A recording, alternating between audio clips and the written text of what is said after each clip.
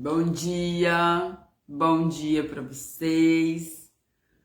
Bom dia, gente. Segunda-feira tá começando a nossa semana. Vamos orar? Pai, em nome de Jesus, muito obrigada, Senhor. Obrigada porque o Senhor é bom. Obrigada, Pai, por todo o cuidado pelos nossos filhos, por todo o cuidado com a nossa casa. Obrigado pelo alimento. Obrigado pela cama quentinha, Senhor. Obrigado pelo tempo que o Senhor tem colocado na nossa vida. Obrigado, Senhor, por tudo que o Senhor tem feito, por cada livramento, por cada sabedoria que o Senhor tem nos dado, pela maneira como o Senhor tem nos ensinado a conduzir a nossa vida. Em nome de Jesus, nos abençoa, nos leva para uma semana próspera, nos leva para uma semana cheia, Senhor, de escolhas sábias. Em nome de Jesus, amém. Então vamos lá, gente, a gente vai ler um pedaço que sobrou, tá? Fala assim, é dos inimigos de Salomão. Eu tô com o pescoço duro, deu um mau jeito ontem no pescoço e tô tomando remédio, então meu pescoço tá meio sem mobilidade. Vamos lá, 1 Reis 14. O Senhor Deus fez com que Haddad se virasse contra Salomão. Lembrando que Salomão, abandonou Deus e começou a servir os ídolos das esposas dele. O Senhor Deus fez com que Haddad se virasse contra Salomão. Haddad era da família do rei de Edom. Muito antes disso, quando Davi tinha conquistado Edom, Joabe, que era aquele comandante, o filho da Zeruia, que era sobrinho de Davi, o comandante do exército de Israel, havia ido até lá para sepultar os mortos. Ele e seus soldados ficaram ali 6 meses e durante esse tempo mataram todos os homens de Edom. Somente escaparam Haddad e alguns escravos edomitas que pertenciam ao seu pai. Eles fugiram para o Egito. Naquele tempo Haddad ainda era menino. Eles saíram de Midian e foram até Parã, onde alguns homens se juntaram a eles. Então viajaram para o Egito e foram falar com Faraó, rei daquele país. Este deu a Haddad um pedaço de terra e uma casa e lhe forneceu comida. Haddad ganhou a amizade do rei e ele lhe deu sua cunhada, a irmã da rainha Táfnis, em casamento. A esposa de Haddad deu à luz a um filho chamado Genubate, que foi criado pela rainha no palácio, onde ele morava com os filhos do rei. Um dia, no Egito, Haddad ficou sabendo que Davi tinha morrido e que Joabe, o comandante do seu exército, também estava morto. Então disse ao rei: "Deixe que eu volte para minha terra." O rei disse: "Para que você quer voltar? Será que aqui está lhe faltando alguma coisa?" Pela amizade, "E por isso você quer voltar para a sua terra?" "Não me falta nada", respondeu Haddad, "mas deixe-me ir." Então Haddad voltou para sua terra e, como rei de Edom, foi um mau e feroz inimigo de Israel. Deus também fez com que Rezon, filho de Eliada, se virasse contra Salomão. Deus fez com que as coisas começassem a dar ruim para Salomão. Rezon havia fugido do seu patrão, o rei Hadadezer de Zoba, e tinha se tornado o chefe de uma turma de bandidos. Isso aconteceu depois que Davi derrotou Hadadezer e matou os sírios que eram aliados dele. Rezon e seus homens foram morar em Damasco, e ali eles o fizeram rei da Síria. Rezon, que agora é rei da Síria, foi inimigo de Israel durante toda a vida de Salomão. Então ele tem 2 reis contra ele, mas como ele se voltou para os ídolos, o Salomão, agora esses 2 reis vão de fato atacar feio. A promessa de Deus é Jeroboão. Houve outro homem que se virou contra o rei Salomão, no território da tribo de Efraim.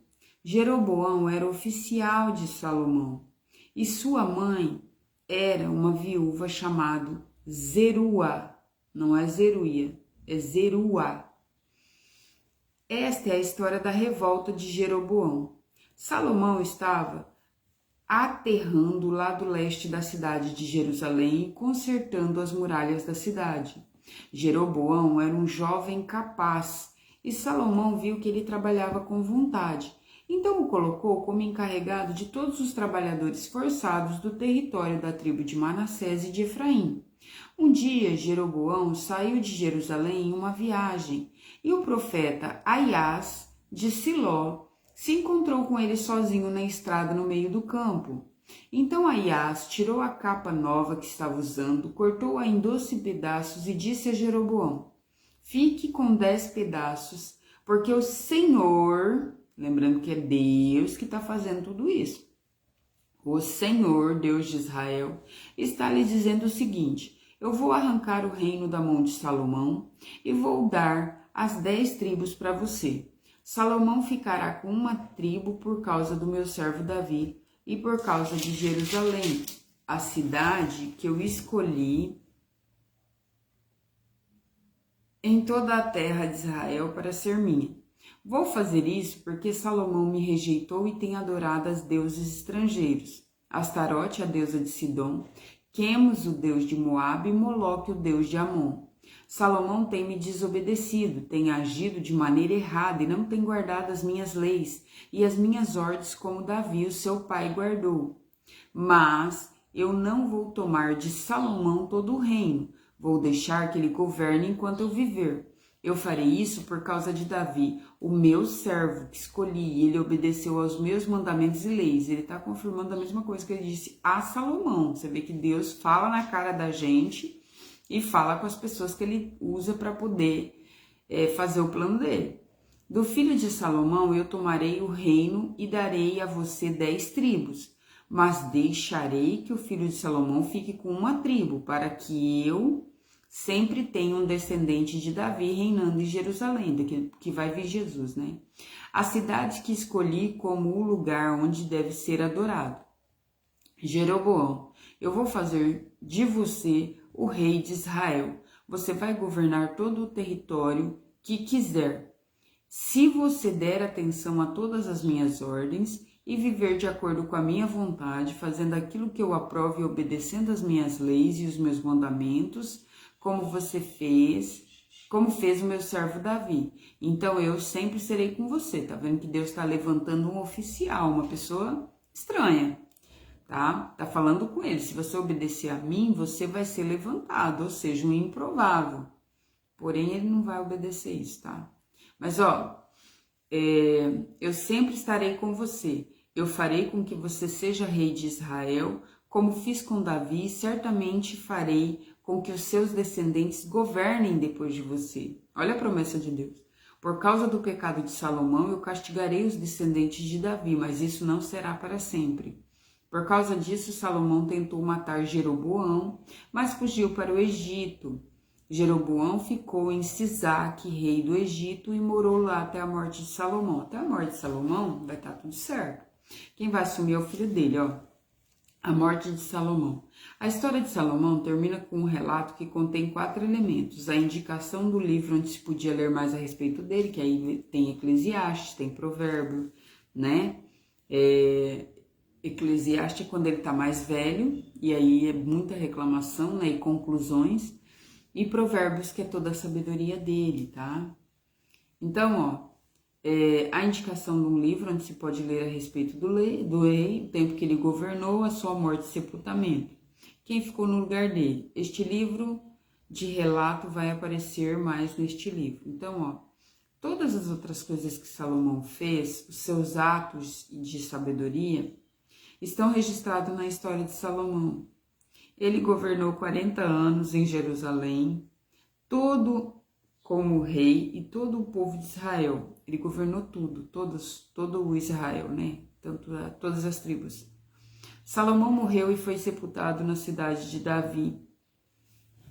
E o seu filho, Roboão, ficou no lugar dele como rei. Então agora vai ter a história de Roboão, que é filho de Davi. Jeroboão, que é esse cara que ganhou 10 tribos, que era um oficial e ganhou 10 tribos.